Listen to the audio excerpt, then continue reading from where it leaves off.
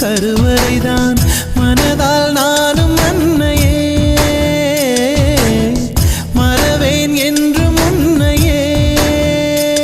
நான் பாலைவனத்தில் விதை போல் நீ பருவம் தந்த மழை போல் என் காதல் செடியில் பூவும் பூத்ததே.